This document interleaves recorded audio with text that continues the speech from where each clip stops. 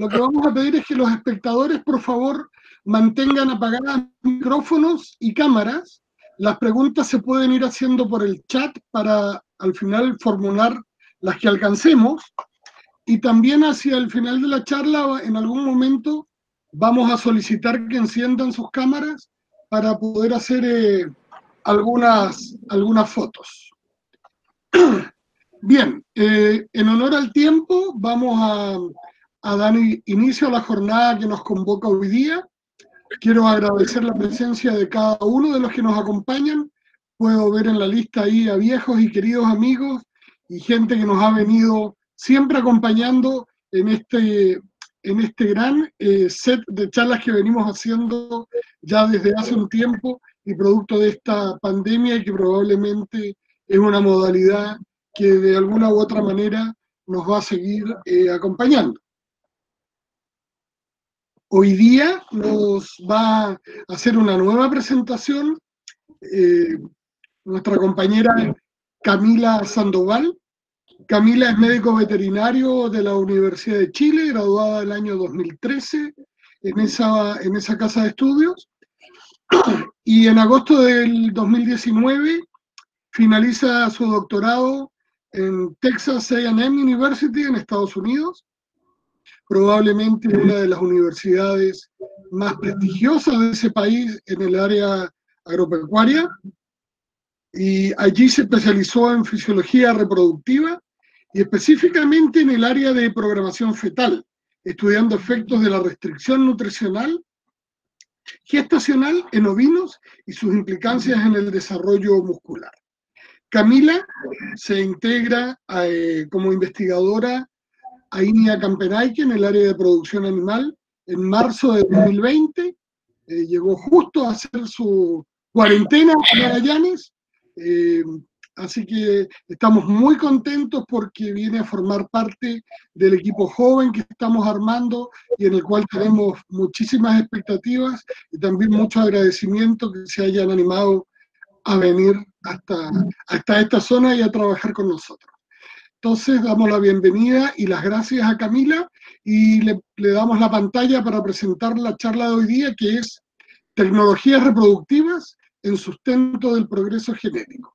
Adelante, Camila, muchas gracias. Vamos a rogar mantener apagados cámaras y micrófonos. Las preguntas se formulan a través del chat, que está arriba a la derecha en las pantallas de ustedes, y las vamos a tratar de resumir en la medida de lo posible hacia el final de la presentación. Gracias, Camila, adelante.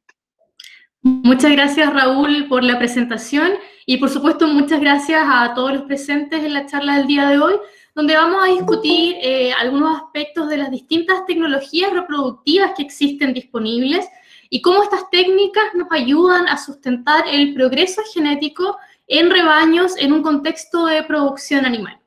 Para partir entonces es importante, en términos muy generales, definir qué es el progreso genético o cómo estas biotecnologías nos ayudan en este contexto. Entonces es importante imaginar que cuando tenemos un rebaño, ¿ya?, dentro de este rebaño siempre va a haber una variación natural para distintas características, como puede ser, por ejemplo, habilidad materna o, no sé, características de rendimiento de carne. Entonces, dada esa variabilidad natural, dentro de este rebaño, cuando nosotros aplicamos programas de selección genética, podemos encontrar un grupo selecto de animales que tiene mejores resultados para esas características que a nosotros nos interesan. Y de esa manera generamos lo que tenemos acá. Un grupo de animales que, debido a su genética superior, se comporta mejor para una característica productiva que nos interesa mucho. Pero como estos animales no son la masa del rebaño, sino que son un porcentaje pequeño, nos queda el desafío de cómo hacemos que esta genética que nosotros queremos diseminar, cómo la podemos masificar hacia el rebaño de forma efectiva para promover un progreso genético en el sentido de difundir esta genética superior hacia un número mayor de animales mediante la reproducción. Que si lo hacemos por monta natural, claramente, por un tema de números, estos reproductores van a tener una difusión de su genética más lenta. Entonces, en ese contexto, cuando queremos masificar una genética que ha sido demostrada como superior para una característica de interés, es donde entran las biotecnologías reproductivas que nos vienen a ayudar a ser más eficientes en la masificación de esa genética. Entonces, en este contexto, nuevamente en términos súper simples, las tecnologías reproductivas son técnicas de reproducción asistida, con diversos niveles de intervención humana, en donde nosotros facilitamos la eficiencia de difusión de esta genética mediante una reproducción intervenida para generar, en un contexto nuevamente de producción animal, crías de animales genéticamente superiores en forma masiva y de esa forma diseminar su genética. Ahora, por supuesto que las biotecnologías reproductivas tienen más aplicaciones. Nosotros sabemos en el área humana las técnicas de reproducción asistida son muy comunes, pero en el contexto de producción animal, la verdad es que tienen su principal valor cuando las ponemos en el contexto de masificar una genética que ya ha sido evaluada como superior. Dentro de las tecnologías reproductivas tenemos distintos tipos, pero antes de entrar en detalle, quiero presentarles este esquema general de ventajas versus desventajas de las distintas biotecnologías reproductivas. Entre las ventajas, ellas nos permiten acelerar la diseminación de genética de alto nivel, y cuando digo acelerar es simplemente porque, comparado con una monta natural, nos permiten producir un mayor número de crías de un determinado reproductor por temporada reproductiva. Pero además de eso, nos permiten trabajar con material genético congelado y gracias a eso, por ejemplo, nosotros podemos aumentar la vida productiva de un reproductor porque al dejar congelado semen u ovocitos o embriones incluso, podemos seguir generando crías incluso post-mortem. Además de eso, algunas de las tecnologías reproductivas disponibles nos permiten, por ejemplo, incorporar una nueva raza a un sector sin necesidad de importar un animal en pie, lo que también nos abre muchas posibilidades según nuestros objetivos productivos. Y finalmente, en el contexto animal, escapándose un poco de los fines productivos como tal, también hay un valor de las biotecnologías reproductivas en conservación de especies en peligro de extinción, que no tiene un impacto productivo, pero sí tiene un impacto en términos de protección de la biodiversidad. Ahora, en el otro lado de las desventajas, independiente de la biotecnología reproductiva que utilicemos, ellas siempre van a tener un mayor costo que el uso de monta natural, ¿ya? Además, requieren un mayor entrenamiento de personal que la verdad es que varía mucho con el tipo de tecnología reproductiva y hay algunas de ellas que requieren un entrenamiento muy especializado, de mucha complejidad, y además requieren de que exista todo un laboratorio enfocado en biotecnologías reproductivas con maquinarias muy costosas para que puedan funcionar. Sin duda que utilizar biotecnologías reproductivas es comparativamente más laborioso que simplemente hacer una monta natural, aunque depende, con las biotecnologías reproductivas más simples eso puede ser cuestionable. Y lo que sí es que comparadas con un protocolo de monta natural que está bien hecho, en óptimas condiciones, generan un menor porcentaje de preñez que también es variable de acuerdo a las distintas biotecnologías reproductivas. ¿Por qué estoy mencionando esto al inicio de la presentación? Porque es importante siempre tener en cuenta, cuando vayamos avanzando sobre las distintas técnicas que les voy a presentar, que cuando lo aplicamos en producción animal siempre tenemos que tener en el horizonte si vale la pena incorporar esa biotecnología reproductiva para el objetivo productivo que nosotros estamos buscando en ese momento particular o para un sistema particular. Ahora vamos a empezar a ver las distintas técnicas que están disponibles, desde la más simple y a su vez las más masivas, hasta las más complejas que, por motivos de complejidad y costos, son las menos masivas y con menor aplicación en producción animal.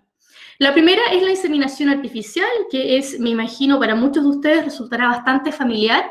Es una técnica que se ha difundido muchísimo en el mundo.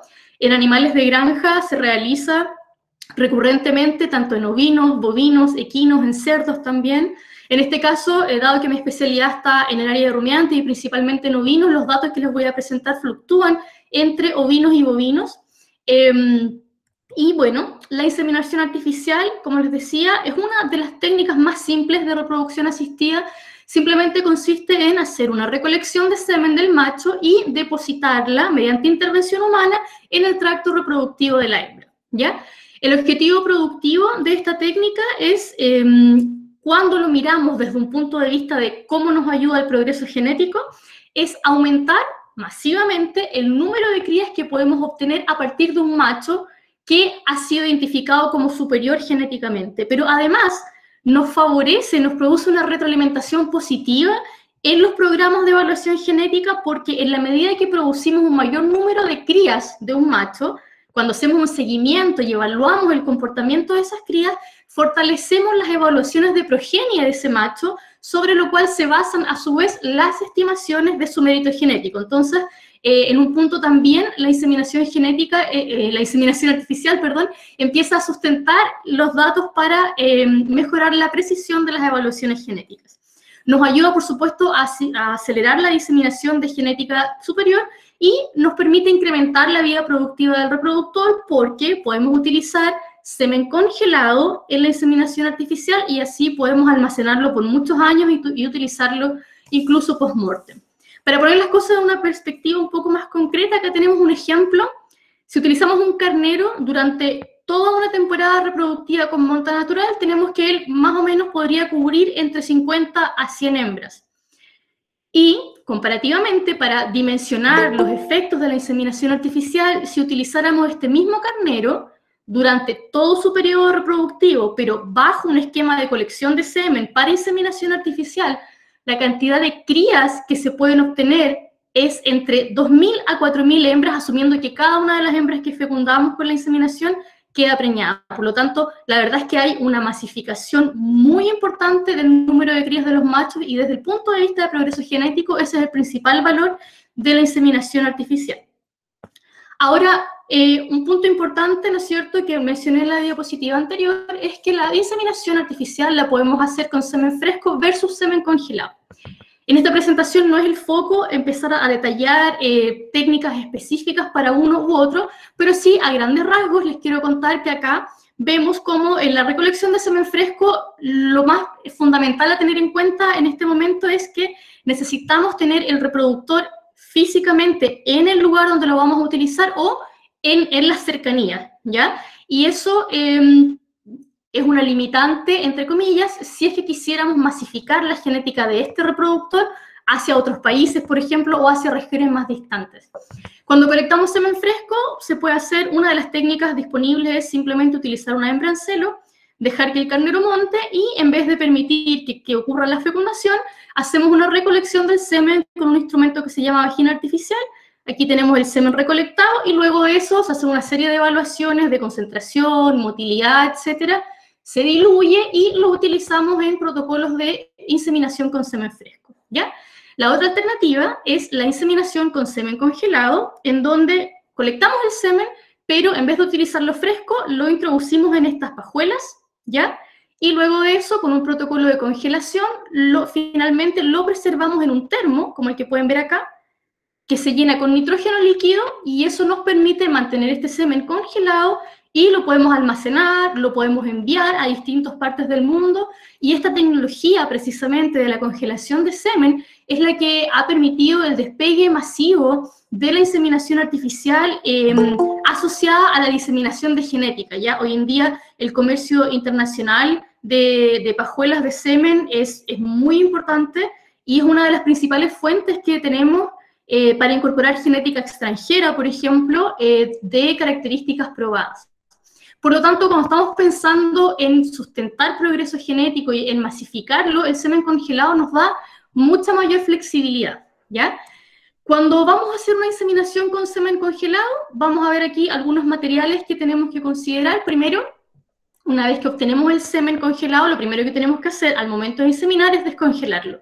Para eso, un material esencial es tener, bueno, puede ser este instrumento que en el fondo es un termo, que está programado para mantener una temperatura específica, lo llenamos con agua, y entonces simplemente nosotros tomamos la pajuela desde este termo de nitrógeno líquido, y como se ve en este esquema, la depositamos dentro de esta agua, y hay distintos protocolos, pero la mayoría de los protocolos de descongelación dicen alrededor de 35 grados Celsius de temperatura en el agua, depositamos la pajuela por 15 a 20 segundos, y con eso ya tenemos el semen descongelado, listo para ser inseminado, ¿ya? Una vez que sacamos la pajuela de este termo, es muy importante tener a disposición toallas de papel para secar esta pajuela, porque el agua es tóxica o dañina más que tóxica para los espermatozoides. Por lo tanto, si entra en contacto agua con el contenido interior de la pajuela, podemos tener algunas alteraciones en la eficiencia posterior de ese semen.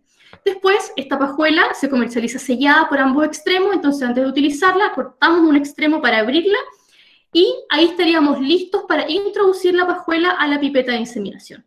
Otra cosa a tener en cuenta es que los espermatozoides también son sensibles a la luz, por lo tanto es bueno siempre mantenerlos desde que ya se descongelaron en adelante cubiertos, ya que no les dé luz directa, y por supuesto protegerlos de contacto con el agua.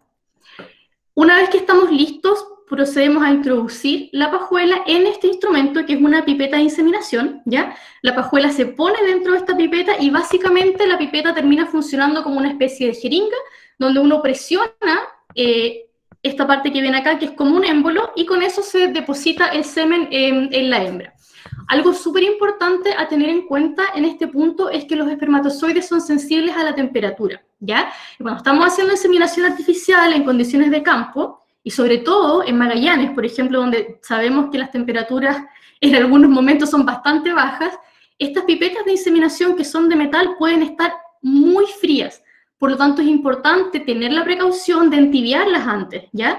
Y de que una vez que ya hemos puesto la pajuela dentro de la pipeta, en el tiempo que haya entre que preparamos la pipeta de inseminación y que en realidad hacemos la inseminación, es importante mantener esta pipeta tibia, ¿ya? Para eso en Estados Unidos incluso se han desarrollado implementos como este que viene acá, que está conectado a una batería y mantiene las pipetas, tibias, pero la verdad es que no es necesario, es tan simple como mantenerlas cercanas a nuestro cuerpo para mantenerlas tibias de esa manera, y con eso es suficiente, pero no deben ser dejadas desatendidas, porque si la temperatura puede, cuando baja mucho, puede afectar la eficiencia que vamos a tener después en términos de preñez al utilizar ese semen.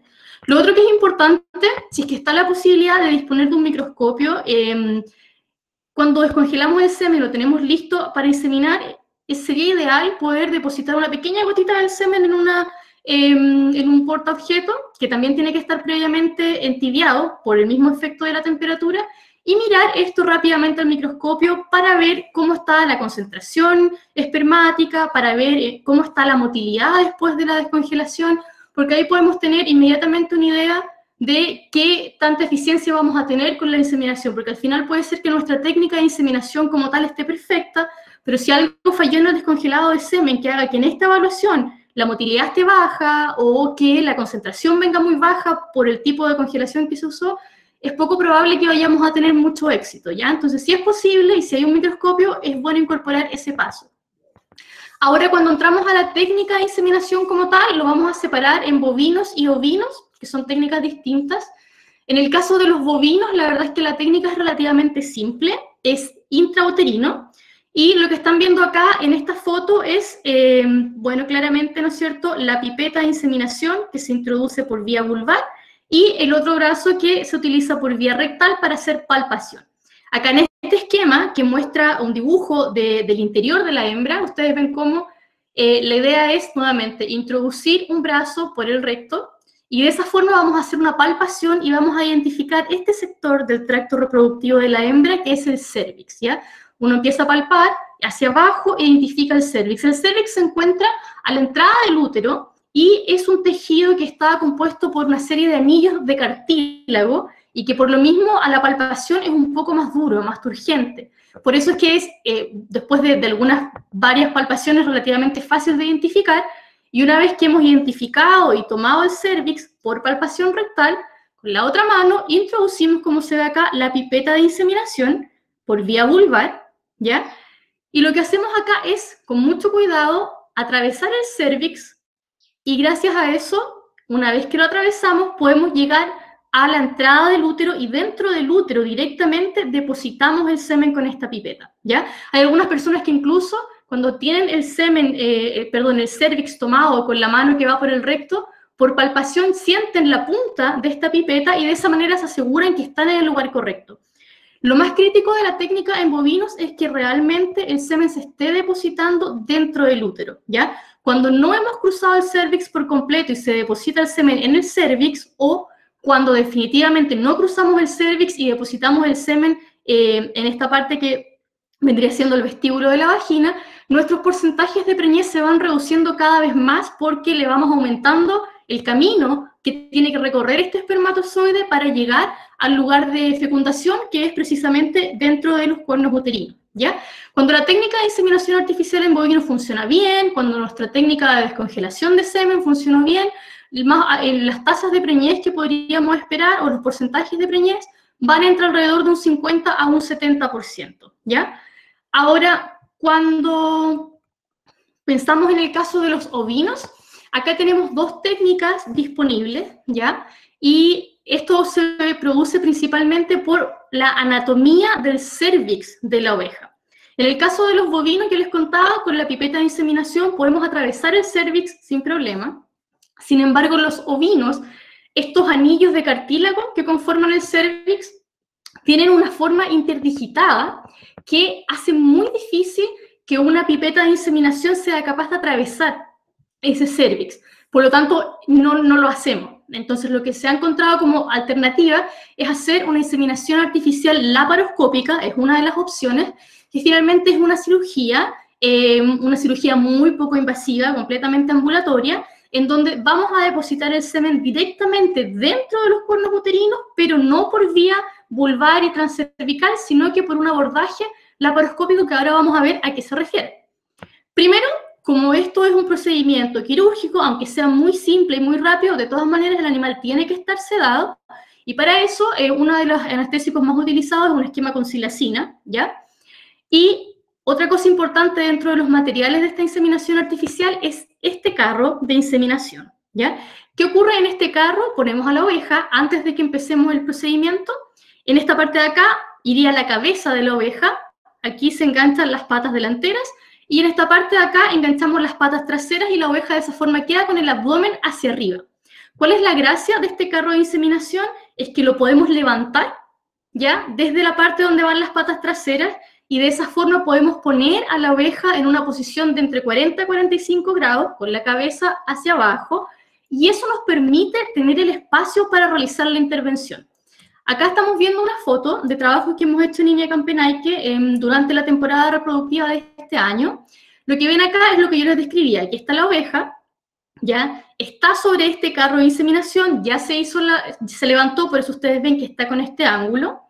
Noten, por favor, que el abdomen de la oveja ha sido completamente depilado antes de empezar la intervención. Se desinfecta muy cuidadosamente para disminuir cualquier riesgo de infección, ¿ya? Una vez que tenemos la oveja en esta posición, lo que nos otorga esta posición es que el rumen y todas las vísceras digestivas, por un tema de gravedad, se van hacia adelante, hacia donde está la cabeza de la oveja, y nos generan este espacio acá disponible para poder hacer la intervención. ¿Con qué hacemos la inseminación artificial laparoscópica? Utilizamos una herramienta que se llama un trocar, ¿ya?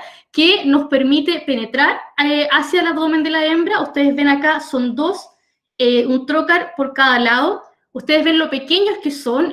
Los trocar existen de diámetros de 5 milímetros y 10 milímetros, ¿ya? El de 5 milímetros permite penetrar el abdomen con mucho mayor facilidad porque es más delgadito, por lo tanto la abertura que se hace es muy pequeña. Y lo que hacemos es que, por la apertura que hicimos con uno de los trocar, introducimos este aparato que está acá, que es un laparoscopio, que es el que estoy usando yo acá en este momento. Este laparoscopio nos permite obtener visión hacia el interior de la hembra para identificar el útero, que ya van a ver en una siguiente foto cómo se ve, ¿ya? Y por la otra vía que creamos con el otro trocar, lo que vamos a hacer cuando ya tenemos el útero en la posición correcta para inseminar es, en una pipeta de inseminación, como la que les mostré que usamos en bovinos, ponemos la pajuela y la pasamos por este trocar, y en este caso utilizamos en la punta de la pajuela una aguja esterilizada, por supuesto, y con esa aguja inyectamos el semen.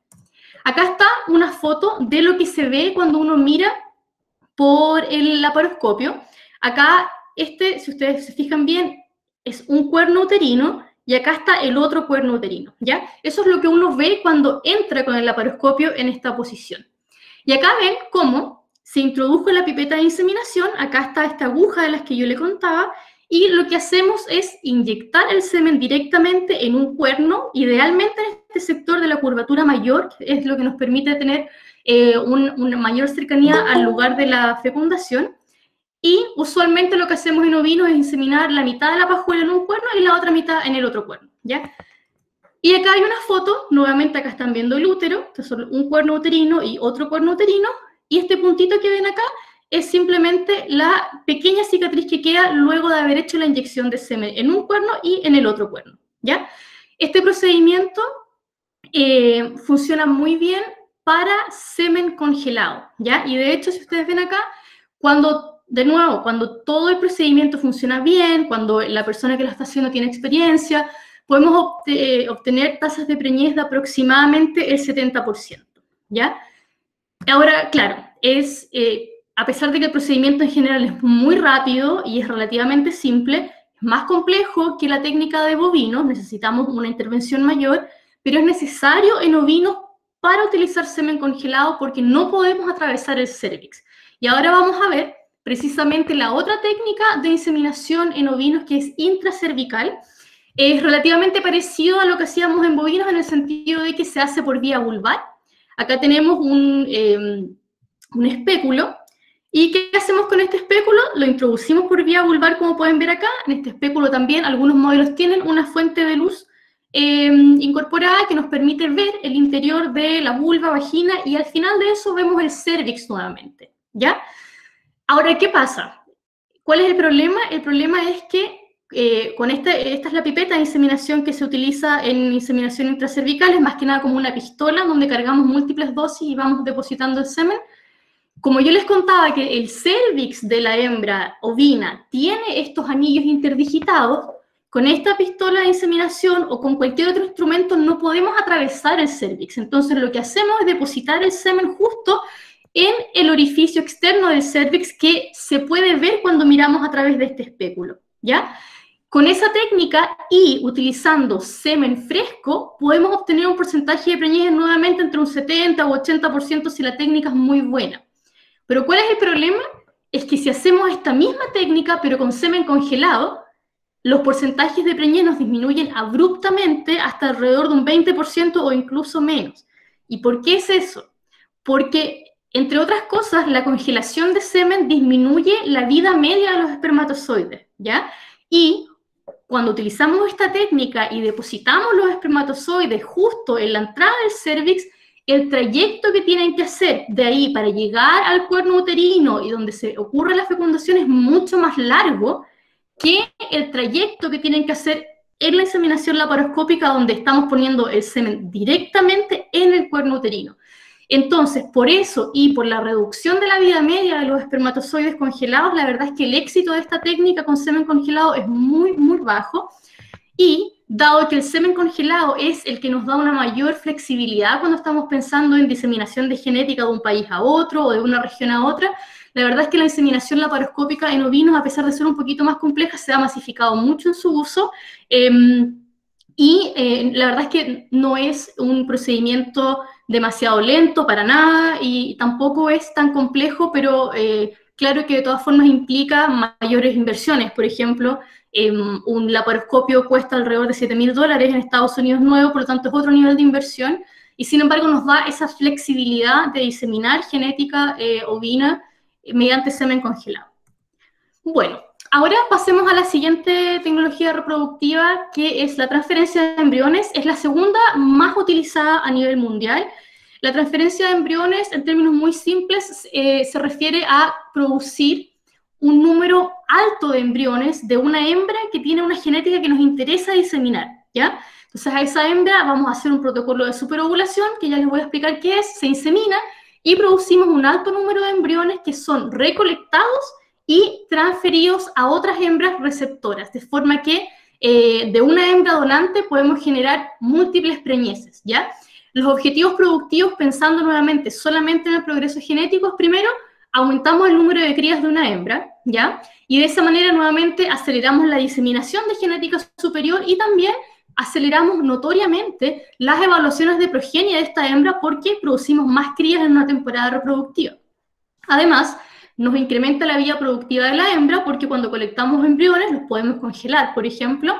Y lo otro que es súper importante de la transferencia de embriones es que nos permite incorporar razas nuevas en un lugar sin necesidad de incorporar los animales en pie, ¿ya? O no necesariamente razas nuevas, pero nos permite, por ejemplo, traer un embrión Suffolk puro, producido con el mejor padre Suffolk evaluado en algún otro país, no sé, por ejemplo, Nueva Zelanda, versus la mejor madre Suffolk de Nueva Zelanda. Traemos ese embrión y lo ponemos en una hembra Corriel, pero obtenemos una cría que va a ser 100% Suffolk, y de esa manera también podemos producir localmente un reproductor que viene de padres testeados. Así que nos da también posibilidades de diseminar genética paterna con esta técnica. Nuevamente acá, para ponerlo en perspectiva, supongamos si una hembra bovina nos da una hembra por año, cuando tenemos un sistema muy óptimo de reproducción. Cuando aplicamos transferencia de embriones con todos estos superovulación y demás, podemos obtener en bovinos de 3 a 4 crías por año. Por lo tanto, la masificación no es tal como ocurre en el caso de los machos con la inseminación artificial, pero de todas maneras estamos triplicando o cuadruplicando la cantidad de progenie que se genera. Y la transferencia de embriones es una técnica que ocurre en varios pasos, ¿ya? Entre la generación de los embriones, la recolección de los mismos y después la transferencia. En el primer paso, lo que tenemos que hacer, y lo primero que tenemos que tener claro, es que acá tenemos una hembra donante. Esta es la hembra, en el caso que queramos diseminar genética, esta es la hembra que tiene la genética valiosa que nosotros queremos difundir en el rebaño. Y tenemos una hembra receptora, que es la que simplemente nos va a prestar el vientre para desarrollar la gestación. Lo que es fundamental en esta técnica es que entre ambas hembras haya una sincronización de estro, porque en el momento que transfiramos el embrión desde la hembra donante, la hembra receptora, valga la redundancia, tiene que estar receptiva a generar una preñez en ese momento. Si transferimos un embrión en el momento que la hembra receptora está en estro, no vamos a generar ninguna preñez, ¿ya? Paralelamente al protocolo de sincronización de estro, en este caso tenemos que hacer un protocolo de superovulación en la hembra donante. El protocolo de superovulación se realiza simplemente en un horizonte de 3 días.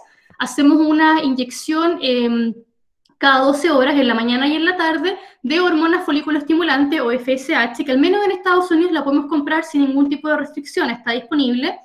Y la hormona folículo estimulante es la hormona que en un ciclo reproductivo natural, en un ciclo estral natural, induce el crecimiento de folículos para la posterior ovulación, pero que en condiciones naturales es 1 o 2, limitado. Sin embargo, cuando aplicamos estas dosis más altas de FSH, estimulamos el crecimiento de muchos folículos y la ovulación también de varios folículos, generando que en esta hembra donante tengamos al término del estro, cuando se produce la ovulación, muchos ovocitos liberados disponibles para ser fecundados, ¿ya? Y esa es la base de por qué podemos generar muchos embriones en esta hembra donante. Una vez que tenemos estos protocolos hormonales establecidos, en nuestra hembra que va a ser donante tenemos que hacer la inseminación, ¿ya? Por las técnicas que ya les describí en bovinos o en ovinos. Cuando está la hembra inseminada, lo que hacemos es esperar 6 a 7 días para hacer la recolección de embriones. ¿Por qué esperamos ese tiempo? Porque aproximadamente entre el día 6 a 7, los embriones, tanto de bovinos como de ovinos, deberían estar en un estado del desarrollo embrionario que se llama blastocisto. Este estado es óptimo para hacer la transferencia del embrión porque en ese estado el embrión aún no se ha implantado en el útero, lo cual significa en términos simples que los embriones aún están libres en el útero, y eso permite que los podamos recolectar mediante un lavado uterino. Y además, en este estado, el embrión está muy próximo a implantarse en el útero, por lo tanto, cuando lo transferimos, rápidamente, ahora, en el útero de la hembra receptora, ese embrión se va a implantar y va a empezar a hacer todos los mecanismos de reconocimiento de preñez para generar una preñez exitosa. En el caso del bovino, la recolección de embriones nuevamente es relativamente simple, muy parecido a la inseminación artificial. Hacemos una palpación por vía rectal, nuevamente identificamos el cérvix, y a partir del cérvix identificamos los cuernos uterinos. ¿Y qué hacemos? Por vía vulvar se introduce este catéter que yo les tengo mencionado acá, que es como una sonda, ¿ya? Se introduce a un cuerno uterino y esta sonda tiene un balón, como un globito, que lo podemos inflar con una jeringa, ¿ya? Le inyectamos aire y al inflarlo, este balón se queda fijo en este cuerno uterino. Cuando tenemos ese sistema montado, lo siguiente que hacemos es, por una de las vías de esta sonda, introducimos un líquido de lavado uterino, ¿ya? Por gravedad, y este líquido entra a este cuerno uterino, recorre todo el cuerno uterino, y como yo les contaba que los embriones aún no se han implantado, este líquido es capaz de poner estos embriones en la solución, y nuevamente cuando esta solución por gravedad empieza a salir del útero, la recolectamos y trae a los embriones en ella. De esa forma se hace un lavado uterino, luego se hace en el otro cuerno uterino y así recolectamos los embriones en un bovino. En el caso de los ovinos, nuevamente, como tenemos la complejidad que yo les contaba por el tema del cervix, la recolección no se puede hacer tan simplemente y es un abordaje quirúrgico. Ya acá les estoy mostrando algunos de los procedimientos que hacíamos recurrentemente con mi grupo de investigación en Texas A&M University.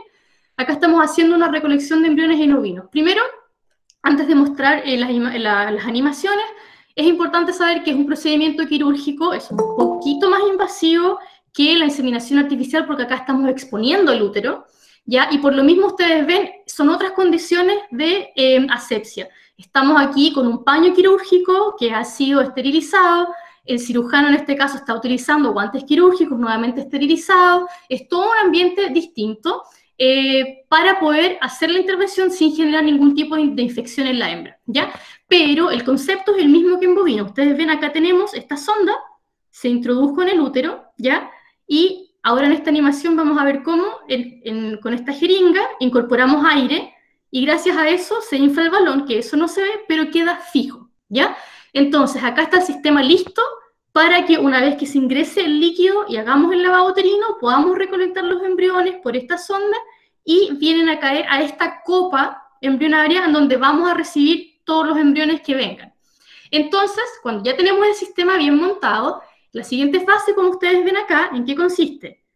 Se inyecta el fluido de lavado uterino en la punta del cuerno uterino y en la medida que ese fluido va pasando, ustedes ven cómo acá empiezan a caer estas gotitas, que es el fluido que viene de vuelta del lavado uterino y trae los embriones que van cayendo a esta copa. Y vamos haciéndolo reiteradas veces en un cuerno y en el siguiente cuerno hasta que ya hemos colectado los embriones, ¿ya? Ahora, cuando tenemos los embriones recolectados, el siguiente paso es hacer una identificación y clasificación de los embriones para poder decidir qué vamos a hacer con ellos. Entonces, este líquido que recolectamos en esta copa que yo les mostraba, lo ponemos en este plato de cultivo y lo observamos bajo el microscopio, ¿ya? Tenemos que tener un microscopio específico para visualización de embriones que tiene un espejo acá en la parte de abajo y ese espejo se mueve y nos da un contraste específico que nos permite ver lo que ustedes ven acá, ¿ya? La aparición de los embriones. En este caso, ustedes pueden ver cómo la pipeta está aspirando un embrión y acá hay otro embrión, ¿ya? Cuando ya los hemos evaluado, los traspasamos a un nuevo plato de cultivo y los procedemos a clasificar. Acá hay una imagen de muchos embriones que ya han sido clasificados, traspasados, perdón, a un nuevo plato de cultivo. Y acá el trabajo es mirar cada uno de los embriones y decidir qué grado de calidad tienen, ¿ya? Los grados de calidad de los embriones van del 1 al 4, siendo 1 el de mejor calidad y 4 el peor. Acá tienen un ejemplo, en este embrión que está acá en verde, ya está clasificado como 1. Esto depende de muchos factores, ya que en la medida que uno mira varios embriones, uno puede ir siendo más preciso en la clasificación, pero básicamente tiene que ver con que tenga un desarrollo homogéneo, con que tenga una cantidad de células homogénea, con que la zona pelúcida, que es esta parte que se ve acá que rodea el embrión, esté intacta, etc. Mientras que acá el embrión que vemos en este círculo oscuro, ustedes pueden ver que no es homogéneo, ya tenemos un tamaño distinto de células, estas mucho más grandes, estas son mucho más pequeñas, no se ve en la zona pelúcida que lo rodea, aquí no está muy pareja, y por lo tanto ese embrión clasifica como 4. ¿Por qué es importante la clasificación de los embriones? Porque de eso depende lo que podemos hacer con ellos, ¿ya? Los embriones que se clasifican como grado 1 son los únicos embriones que podemos congelar, y al poder congelarlos nos da esta posibilidad de poder enviarlos básicamente a cualquier parte del mundo y diseminar la genética de esa hembra o la genética de ese macho, si también utilizamos un macho de alto valor, sin límite. Mientras que un embrión grado 2 o 3, la verdad es que solamente es seguro utilizarlo en una transferencia instantánea, sin congelación, sino que recolectarlo y transferirlo de inmediato a la hembra receptora, y eso nos limita bastante el alcance que puede tener la diseminación de esta genética. Ahora, acá simplemente les muestro cuando decidimos congelar el embrión, simplemente lo ponemos dentro de una pajuela, la misma pajuela que les mostré que usábamos para congelar semen. Acá ponemos un medio especializado que nos sustente la congelación del embrión para que no hayan daños en la célula y o lo preservamos para utilizarlo a futuro o lo enviamos a otro país o a otra región para transferencia. ¿Qué es importante y por qué les mencionaba el tema de los grados? Porque acá se han hecho experimentos en donde se congelaron embriones del grado 1 al 4, nuevamente siendo 1 el de mejor calidad y el único que está realmente recomendado para congelación, y siendo 4 el de peor calidad. Y ustedes ven cómo cuando uno congela estos embriones y después los descongela y los transfiere, las tasas de preñez, la verdad es que caen abruptamente cuando ya tenemos embriones del grado 3 y 4, que vendrían siendo los peores. De ahí la relevancia de clasificarlos, ¿ya? Ahora, el último paso de la transferencia de embriones es finalmente la transferencia como tal, ¿ya?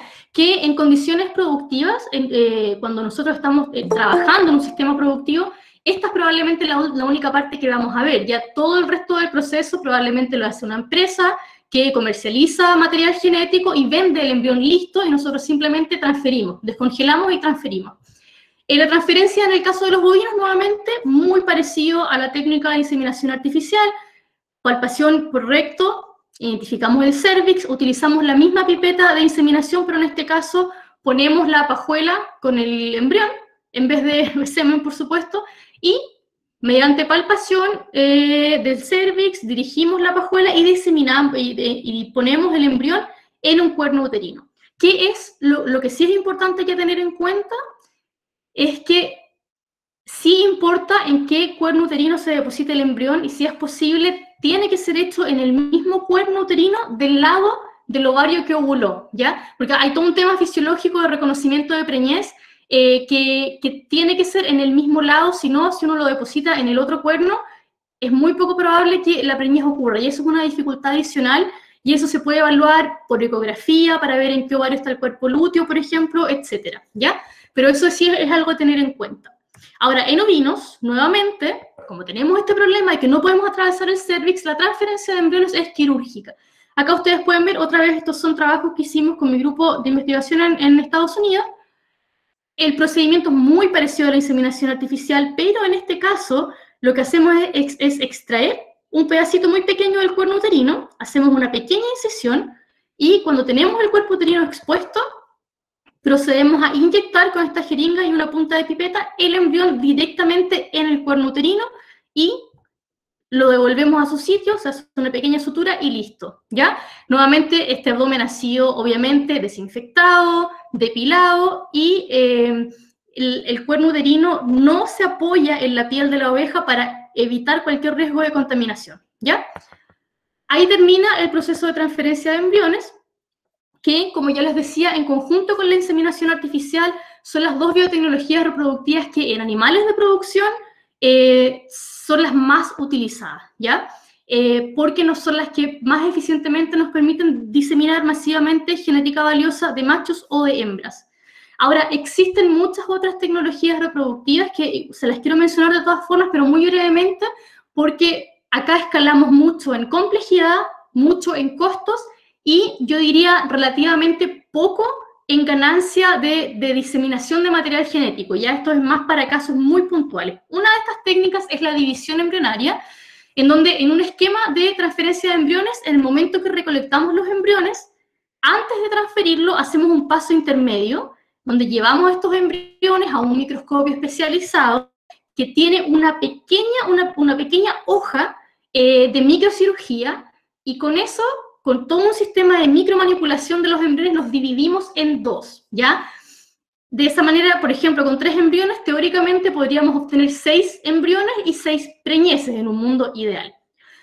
¿Por qué funciona? Porque cuando hacemos la división en este estado, el embrión, la verdad es que son muchas celulitas que están en proliferación, en división celular rápida, y gracias a eso, cuando uno lo divide, cada mitad retoma su desarrollo y forma un embrión perfectamente normal, ¿ya? ¿Cuál es un punto crítico, eso sí, de la técnica? Que la división tiene que ser muy, para decirlo en términos simples, en la mitad del embrión, porque si nos queda una parte más pequeña, esa parte tiene más dificultades de completar la formación de un embrión en el tiempo necesario. Ahora, esta tecnología se diseñó pensando en una forma de aumentar la eficiencia de la transferencia de embriones, ¿ya?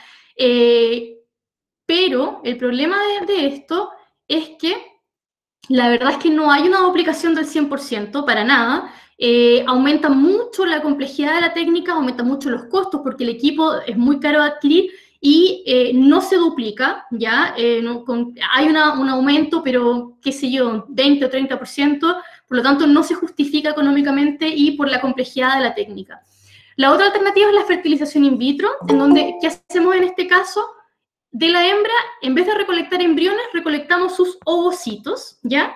Recolectamos semen del macho y en un plato de cultivo, en el laboratorio, ponemos los ovocitos y los espermatozoides juntos y en un medio de cultivo especializado, en el laboratorio, fuera de la hembra, en un plato de cultivo, generamos un embrión.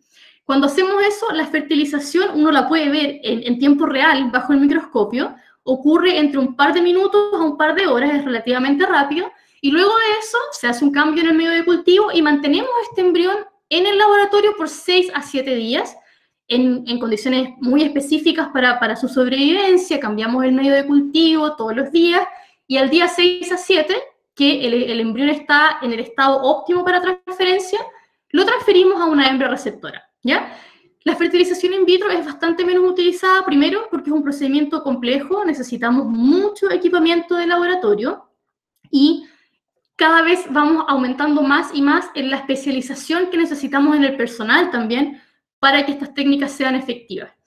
La fertilización in vitro solamente se justifica en reproductores, machos o hembras, que tienen un alto valor genético y que por algún motivo en ese momento están subfértiles. Una hembra, por ejemplo, que por algún tipo de patología no está siendo capaz de ovular, un macho que por algún evento ya no está teniendo buen resultado en inseminación artificial, pero la verdad es que los costos son mucho mayores y más que los costos, además, fíjense cómo baja la eficiencia.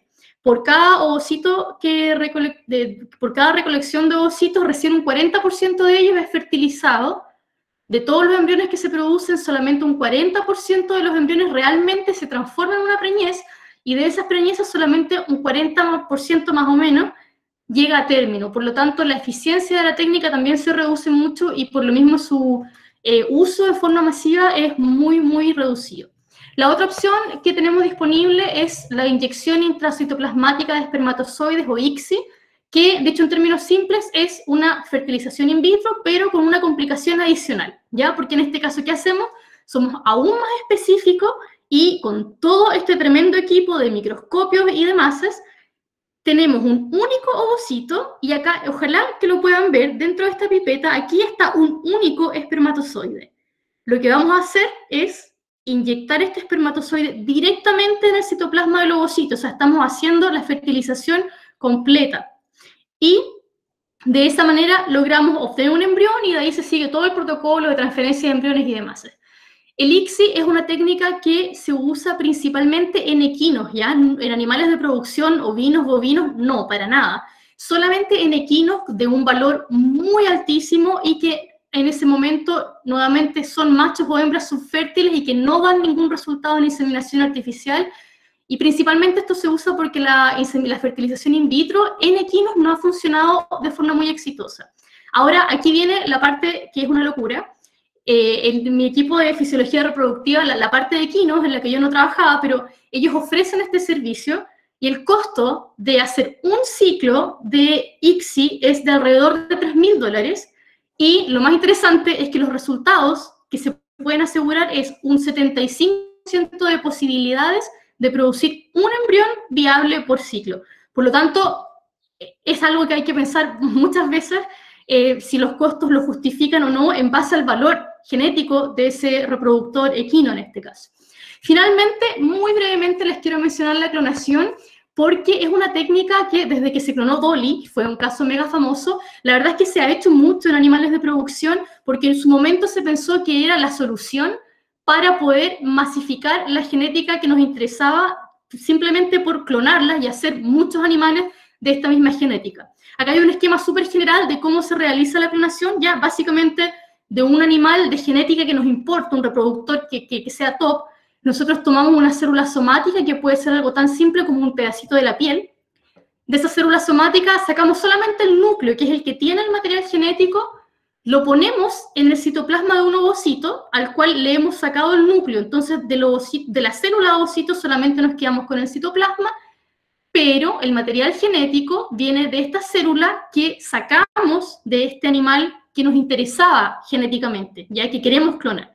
Luego de eso, por una serie de procesos de laboratorio, obtenemos un embrión, y ese embrión lo transferimos a una embriorreceptora, y teóricamente la idea era que obtenemos clones de este animal que nos interesa, que se van a comportar de la misma manera, y que por lo tanto vamos a tener una fuente, entre comillas, casi ilimitada, para seguir multiplicando esta genética.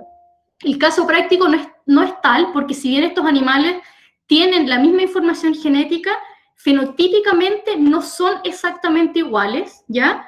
Porque hay todo un tema del ambiente en el cual ocurre esta gestación que también está modulando la expresión de estos genes. Por lo tanto, no es tal el rendimiento en pensar, bueno, vamos a masificarlo y de esta manera estamos preservando exactamente las mismas características que vimos en este animal. Lo que sí, y que lo quiero mencionar, es que la clonación también está disponible en equinos como tecnología reproductiva, y para que tengan una idea, clonar un equino cuesta alrededor de $85.000 en términos en forma comercial en Estados Unidos. Por lo tanto, nuevamente, bastante inalcanzable y no aplicable con objetivos productivos. Entonces, para terminar, solamente unos comentarios finales, y es que vimos una serie de tecnologías reproductivas que están disponibles, y sin embargo, siempre, al momento de decidir si vamos a incorporar alguna o no, es importante balancear cuáles son nuestros objetivos productivos versus el costo y la complejidad de las técnicas para ver si vale la pena.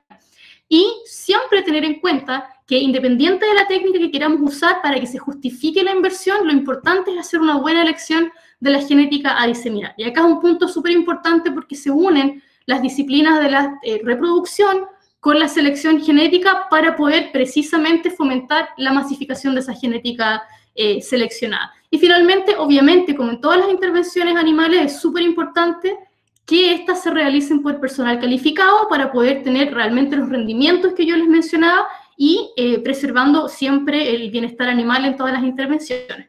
Con eso me gustaría terminar esta charla. Quedamos listos para la fase de preguntas, y muchas gracias por su atención.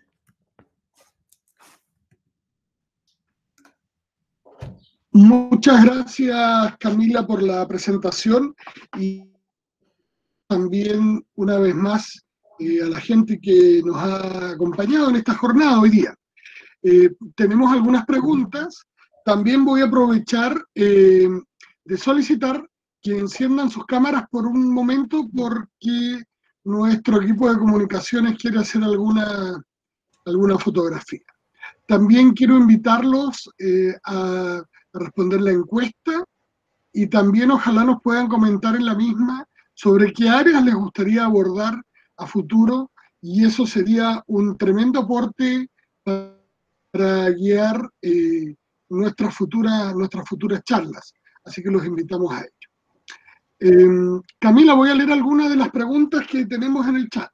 Perfecto.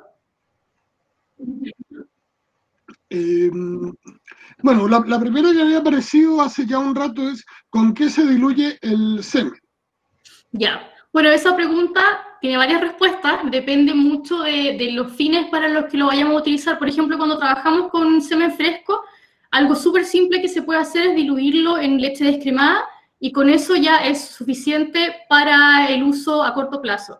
Cuando pensamos ya en congelación de semen, además de diluirlo, que puede seguir siendo utilizado en leche descremada, hay que pensar en que el espermatozoide necesita en ese medio un factor que lo proteja del frío como tal, necesita factores que lo provean de nutrición necesaria para sobrevivir al proceso, y en ese caso, además deberíamos considerar algunos crioprotectores como el glicerol, por ejemplo, es una de las opciones que está disponible, que protege el semen de eso. Lo otro es el uso de la yema de huevo, por ejemplo, se ha utilizado como parte de estos extensores o criopreservantes cuando queremos congelar el semen, ¿ya?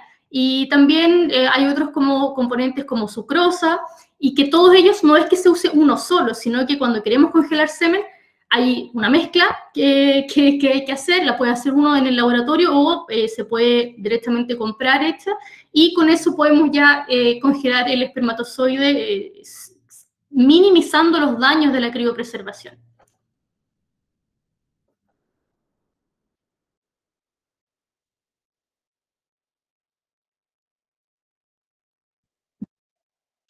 Gracias, Camila. Néstor Franz, desde Córdoba, nos pregunta, ¿qué información cuenta con gestaciones extrauterinas? Gestaciones extrauterinas. Ya, me imagino que... Camila, y te voy a pedir, Camila,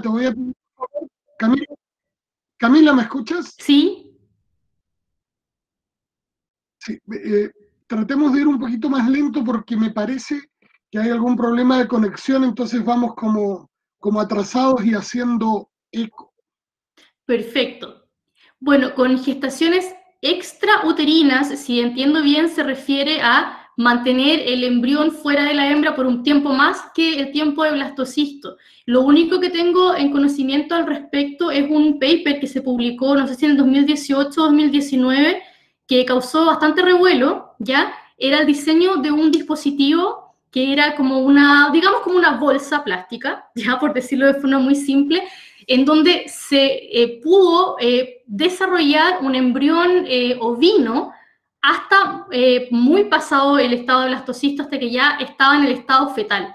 Ya ese experimento fue exitoso y, sin embargo, hasta donde yo seguí, el procedimiento fue terminado por consideraciones éticas de no saber qué consecuencias podría tener para ese animal el continuar esta gestación más allá de ese momento en términos extrauterinos, o qué consecuencias podría tener cuando ya llegara el momento del nacimiento, entre comillas.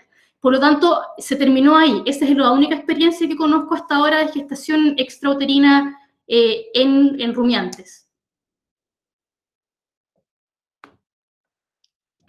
Gracias, Camila.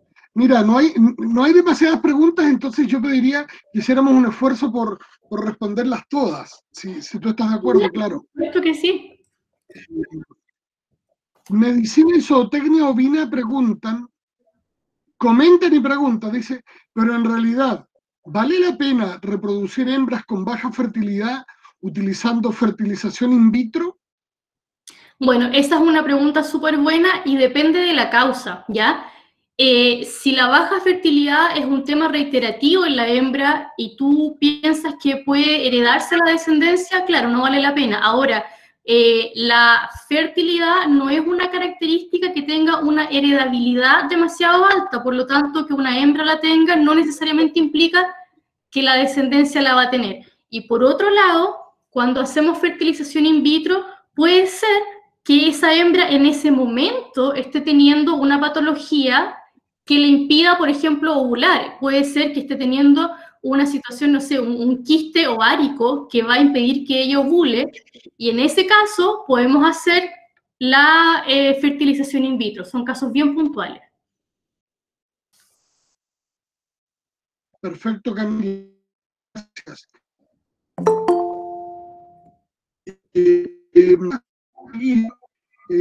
Hola, una consulta.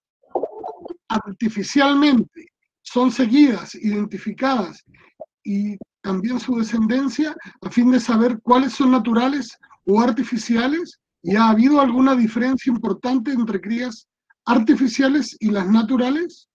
Raúl, me disculpas que la primera parte de la pregunta no se escuchó.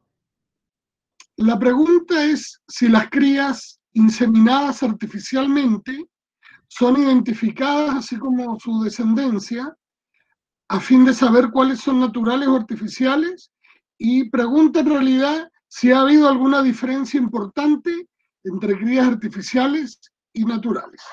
Ya, las hijas de inseminación, supongo, y claro, las naturales. Primero, sobre el tema de cómo sabemos cuál es de inseminación y cuál no. Claro, hay una cosa que es súper cierta, que cuando nosotros hacemos inseminación, después igual utilizamos un macho de repaso, y la forma de saber si esa gestación es producto de la inseminación o producto del macho de repaso es simplemente cuando vemos la fecha de parto, ¿ya? Sabemos que el ciclo estral dura alrededor de 21 días, por lo tanto, si la hembra quedó gestante en la inseminación, debería estar pariendo en una fecha, y si quedó gestante con el macho de repaso, debería estar pariendo por lo menos 14 días después de eso. Ya esa es una forma de saber. De identificarlas o no, depende básicamente del sistema productivo, ojalá que sí, porque así realmente podemos hacer un seguimiento y hacer evaluaciones de performance genealógica. Y la última pregunta, si se han visto diferencias en las crías de inseminación artificial versus las crías de monta natural, la verdad es que no por el momento, así que más que las diferencias en porcentajes de preñez, no hay mayores diferencias en el comportamiento o en el rendimiento de las crías. Camila, pero perdón, sobre eso no deberíamos esperar que si haya una diferencia productiva, porque si no, ¿para qué hacer la inseminación de un material genético probado, que es el que yo haría el gasto y que estamos logrando mejoramiento genético? Pero esa diferencia, que tienes toda la razón, no se debe a la técnica como tal, sino que se debe al material genético que utilizaste. Por lo tanto, si usas ese mismo macho en monta natural, la diferencia es en la cantidad de crías que produce, pero no en el valor genético de esas crías. Por supuesto, yo entendí la pregunta de otra manera, pero si era en el sentido que tú tienes, retiro por supuesto mi comentario y pido la disculpa. Tal vez Antonio nos podría aclarar cómo estaba orientada la pregunta. La siguiente pregunta la hace Ernesto Langhaus. Hola Ernesto, un saludo a Tierra del Fuego. Ernesto pregunta si se pueden implantar 2 embriones en una hembra para así disminuir la cantidad de receptoras. Depende de la especie. Si estamos hablando de ovinos, es potencialmente factible porque las preñeces dobles ocurren en ovinos, ¿ya? La mayoría de las veces, sin embargo, las experiencias han implantado solo uno. Ahora, si lo pensamos en bovinos, no es recomendable porque sabemos que las preñeces dobles en bovinos, bueno, si bien en algún momento ocurren, son mucho menos frecuentes y además empiezan a tener todo un problema de espacio dentro del animal para poder desarrollar ambos terneros y por lo tanto no es recomendable.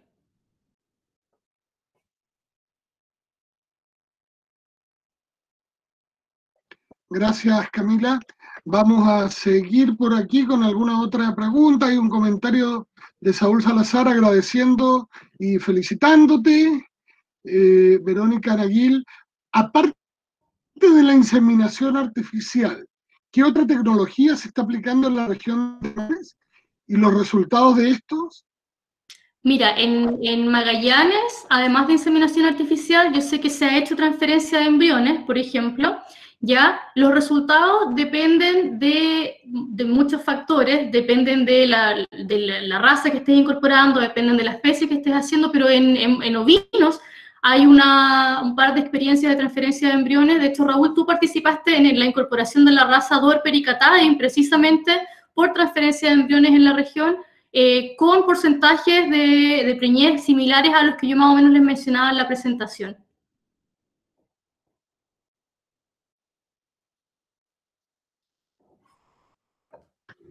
Perfecto. Te habías cortado. ¿Estás ahí, Camila? ¿Estabas un poquito intermitente? Sí, estoy. No sé si es tu conexión o es la mía. ¿Estás por ahí? Sí. Perfecto. Perfecto. También te hacen... Sí, capaz que soy yo. Seguimos con saludos internacionales. Desde Ecuador te saludan. Acá hay otra pregunta que viene de Leonio Miguel Castillo desde el Perú. Y dice, una vaca que solo tuvo una cría y luego ya no obtuvo cría por monta natural, ¿con inseminación artificial podría quedar preñada? Depende mucho del motivo por el cual dejó de tener cría. Lo más probable es que si el motivo por el cual esa vaca dejó de quedar preñada es de la hembra y no es del macho, lo más probable es que inseminación artificial no va a solucionar el problema porque esa hembra tiene algún otro tipo de patología que le impide desarrollar una gestación. Así que en ese caso yo diría que no sería recomendable.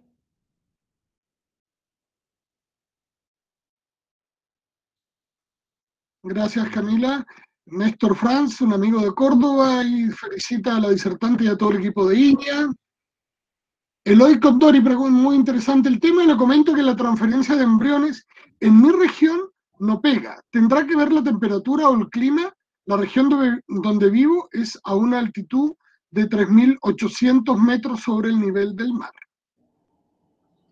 Mira, qué interesante la pregunta. Para ser súper honesta, no tengo información de cómo esas variaciones como ambientales podrían alterar la transferencia de embriones, pero sí sé que en altura empieza a haber todo un tema de adaptación placentaria a la hipoxia, y por lo tanto no sé si quizás las hembras que están utilizando aún, no sé si han estado siempre en esa región y están adaptadas, o quizás no sé si quizás el tema no es de la transferencia como tal, sino que de la adaptación placentaria a la altura. Podría ser una opción, pero no tengo más datos concretos al respecto. Gracias, Camila. Bien, hay otros mensajes de felicitaciones. Alguna nos aclara que fue respondida la pregunta que había anteriormente. Alguien me avisa que parece que el problema de conexión es mío, no tuyo. Yo estoy como el chiste del gallego, echándole la culpa, lo lamento. Muy clara la presentación, entretenida. Juan Icabá, hola Juan Ignacio, aquí hace una pregunta. Juan Ignacio dice, cuando colectas embriones que no tienen muy buena calidad, nosotros usamos buena calidad como embrión, ¿no? Nosotros usamos 2 embriones en la receptora para mejorar la probabilidad de gestar un cordero. Esto es un comentario nada más, dice Juan. Gracias, Juan Ignacio, por el... Sí, gracias por el comentario. Mira, no es una práctica que nosotros hayamos hecho con mi equipo de Estados Unidos.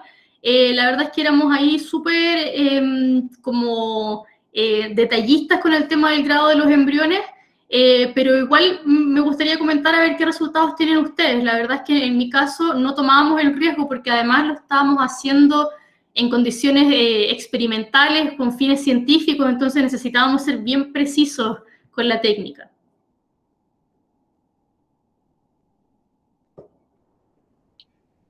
Bueno, Camila, estamos terminando ya, esos son todos, pudimos responder todas las, nos tomamos quizás un poquito más de tiempo del que se esperaba, pero creo que hemos dado todas las respuestas. Martín Villa, hola Martín, desde Esquel nos está saludando ahí Martín, y también comenta sobre el comentario de Juani, acá también usamos doble embrión si es grado 2. Perfecto. Y por ahí alguien te felicita, y ojalá que para la próxima hable usted sobre epigenética, nos están pidiendo. Mira, así que bueno, muchas gracias a todos por participar, por el aguante hasta el final, los que aún están. Y nada, Camila, agradecerte a ti por la clara presentación, y te hago un último pase para que despidas y hagas un cierre. Muchas gracias a todos.